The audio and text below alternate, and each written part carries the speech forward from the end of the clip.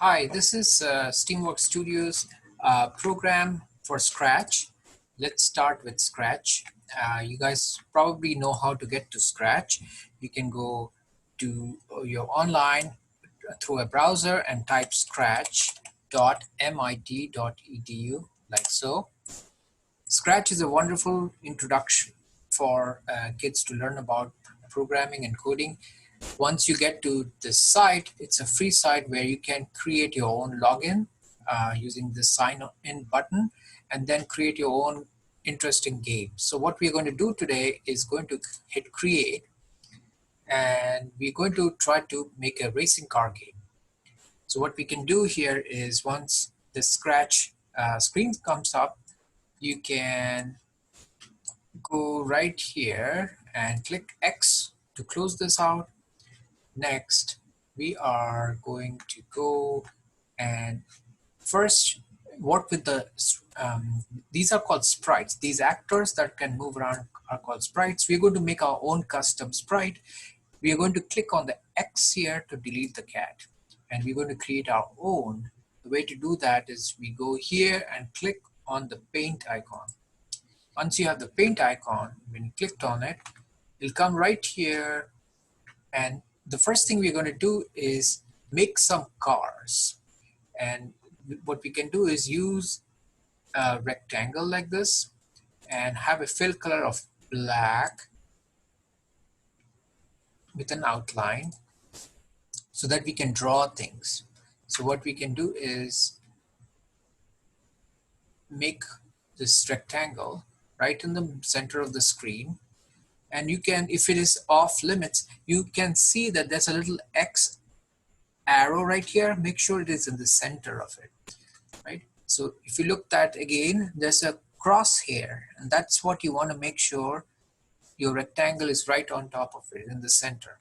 Once you've done that, you have the ability to change the colors. Let's say your car you want is a red color car. I can make it red like this, and then I can use the bucket, paint bucket, and make it red like this. The other thing I want to do is make some tires for the car. This is the front view of the car. So it is as the car is coming towards you like this. So you can do the same thing for the second tire right here. Tires are black, so I'm going to choose a black color right here and make them, both of them, black, right? The other thing I can do is draw lines like so. So it starts looking like a car. You can also choose to add circles for the person, let's say, that is inside the car. You can also embellish it by making interesting artwork like this. So I can make this a yellow light, let's say.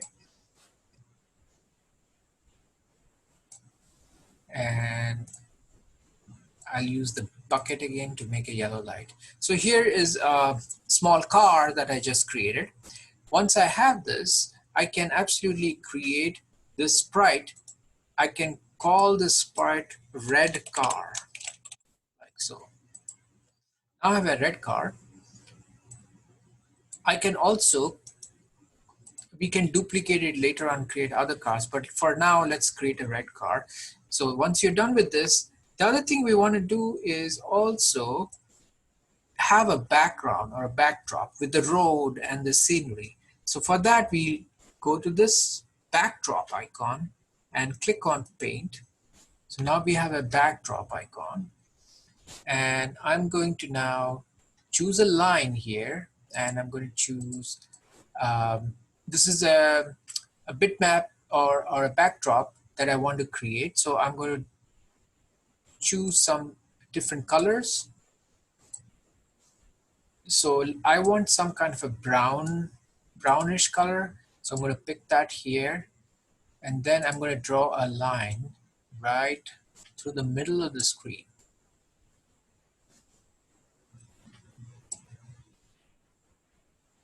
And I want to make sure that the line extends all the way from this side to that side. Then I can maybe this is too brown. I'll make it a little bit lighter in shade, like somewhat like that. And I'm going to start drawing somewhere right here, lines that will allow me to make some forms of hills. So like that, like so. Now I have hills over here, and I can shade or color them with different colors. So what I would do is, right now I chose this bucket, and I can start filling them with a fill color. It's probably a good idea to use a vector rather than a vector, a bitmap, because that lets me fill very easily, and I can have other shades if I'm interested, like so. So I have two hills now. You see this gray thing, that's the crosshair again, that's the center point. Make sure your scenery is out there. The other thing I want to do is have this portion below as green color. So I'm going to do a grass-like color and fill this area. So now I have a green color background here for the scenery. And of course I need the sky too. So I'm going to have a very light bluish kind of sky. Let me see if I can get that somewhere here. It's a nice blue color. Maybe this kind of a blue color. That's what I want for here. So I'm going to use that as a blue color. Now, the next thing is, if this was the middle point, that's where I want to start drawing my the road that the car is going to be on. So I'm going to take this line, go to the middle, and I'm going to use right now some grayish color, something like this, some gray kind of a color.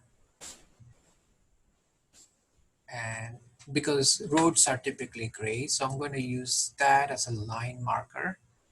And I'm going to start from the middle of the screen and go all the way to this diagonal corner. I'm going to choose the same point and draw all the way here.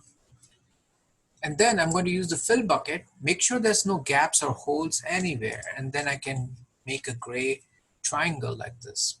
So now I have a road. The other thing I am interested in is to use my line tool, but I want yellow color. So I'm going to pick a yellow color for my markings on the road. So let's say I like this yellow. So I can, using the line tool, from the same dot, make a real steep triangle like that. Make sure there's no gaps here. And then I can draw my road like this. So now I have a road going into infinity, and I have my car. So you can see the effect on the right hand side in the stage. I will call this my scenery. Okay. So I have a scenery as a stage, and I have a red car. So now I'll go to my code screen. This is where the magic happens, where I can start pulling things and moving my car around. So what I'm going to do is, as you know, when I click the play button, that's when things will get moving and starting. So make sure that your red car is highlighted when you start coding. Then when I click on the green button is when I want to get my car moving. Now, if you imagine a car moving towards you, a car in the beginning probably is very, very tiny and way far out there. So how do we make that effect? So when you click on the green arrow, that's when you want it minimized. It has to be very, very small, which means in the looks part of the screen, you can set size to 1%, So when I click, it's going to be really tiny. And the other thing I want to make sure is it should also live right about here, right? So I see the coordinates here as -7, 4. I can kind of use the same by going to motion. It'll show me go to. It has already picked up the size for you. You don't have to even remember it. So that means every time I hit the go button, the car is right here and the size is 1%. Now, if we slowly start increasing it size-wise, so that means I have to use the looks and change size by 10, but I'm not doing it one time, I'm doing it again and again. So I'll have to repeat maybe 10 times. Let's see what the effect is. That was quite fast. Maybe if we time it and make it 0.2 seconds, it'll have some effect. Now, what if this happens 20 times? Then it keeps on getting bigger and bigger and bigger. Okay, so that is probably too much. We are more interested in having the car inside this track and not being too big. So I think this would work pretty well. The only thing is we might have to do it many times. So 20 times. So let's get the right amount. That's a pretty good one.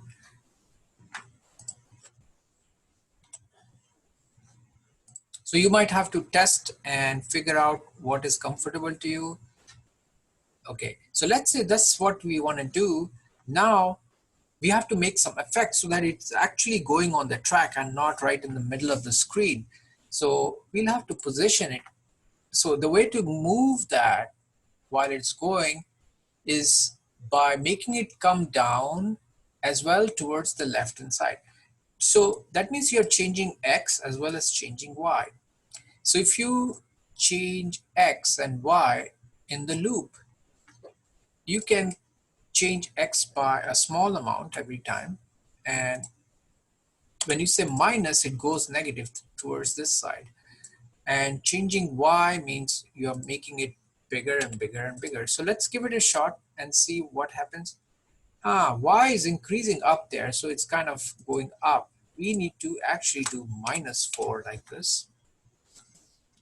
Now see, that's the effect we are having now. We have a car moving towards you. Okay? So now we can fine tune how maybe it needs 30 and see. So this is 30 times, so the car passes by right here. Okay, so maybe the speed was a little bit slower than expected. So what if I do 0.1 seconds here? That's a pretty good speed. And I also want to see if I can push the car a little bit more further to the left. So I will see if I can do -6 here instead of -4. That's pretty nice. Now I can. So if I want to repeat this effect again and again and again, that means I have to keep on going back to the original position and then start this whole thing again in a loop. So I can do forever around this, and you will see once it reaches here,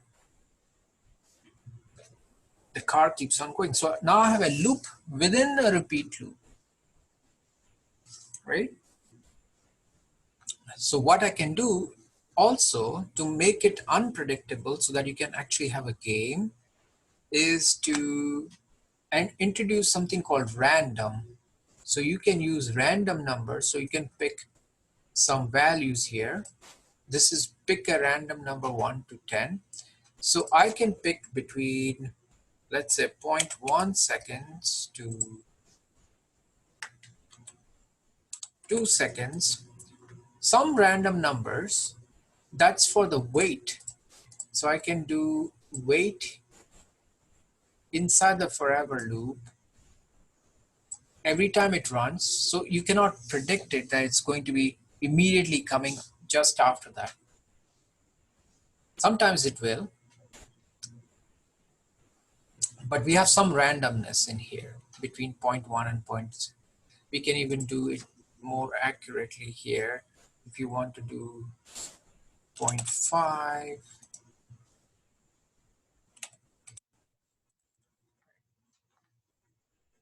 okay, so we have some randomization happening and we have a car now.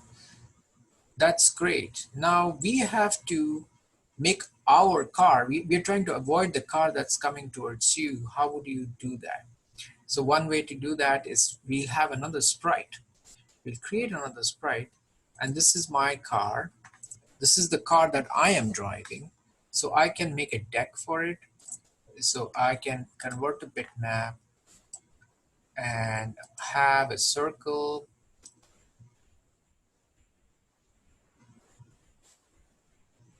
So instead of filling it, I actually need an outline as a circle. So let's say that's a yellow outline. We can choose some other colors to make it better, darker, like that. I can also pick a wheel color like that, give it some, I want to fill the inside of it with some other fill color. Let's say like this. That's decent. So I have that as my color. I can also pick a darker color and try to make it almost like a handle for how you will typically look at a steering wheel. And you can be completely fancy about it, do it yourself. Um, so this is my little deck, and what I'm trying to do here also is if I can build around it something like this. So this is my car dashboard. So if I'm driving, I am looking at it down here. I can make it a lighter color like so.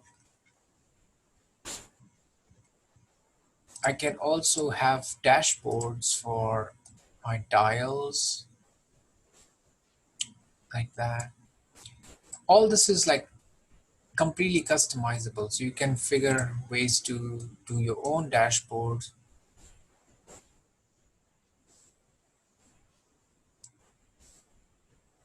So I am further making it interesting.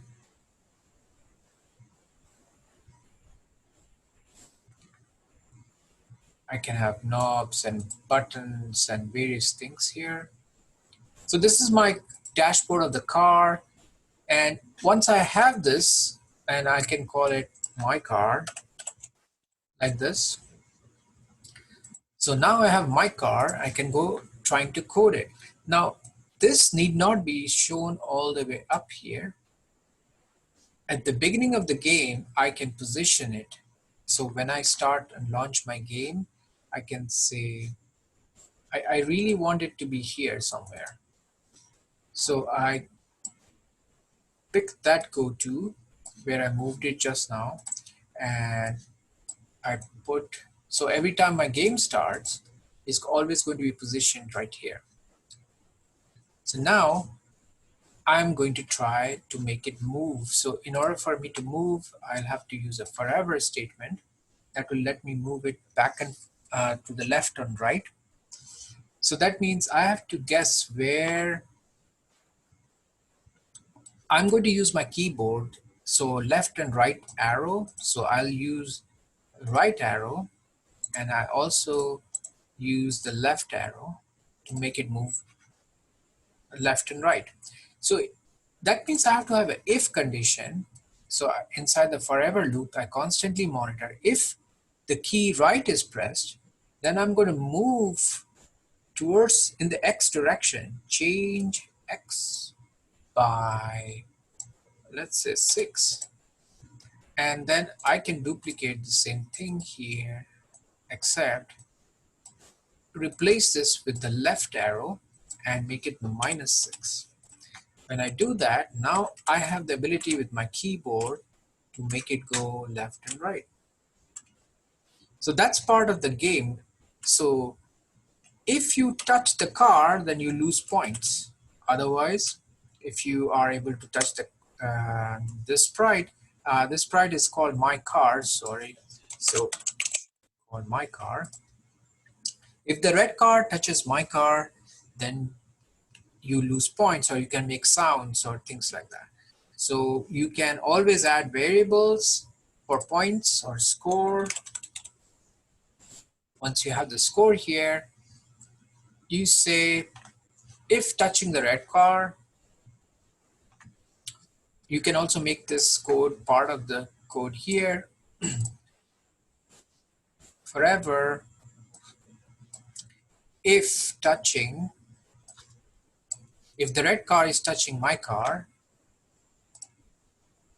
if touching, I'm the red car speaking, if touching my car, then I lose points. So change my score by -1. In the beginning of the game, however, at the very top, one time, the score is, it starts with 100. And every time you touch it, you lose, let's say, -1 point, right? Okay, so if that's the case, now let's see. It very quickly started at -5,000. And why is that? So score was 100. And because it keeps on touching very, very fast, it jumps to a very, very large number. So I wonder if we can do 10,000 to start with and make our pace of movement faster. So instead of 6, maybe make it -10 so that we can move out very quickly. Okay, so I move out, nothing happened. I still have 10,000 score. But if I hit it, I lose a lot of points right there. You can add special effects to it. You can add sounds, and every time it hits, maybe you can make a sound. Those are great other additions you can do to this program. So thank you very much for listening. You can try this at your own time. Thank you.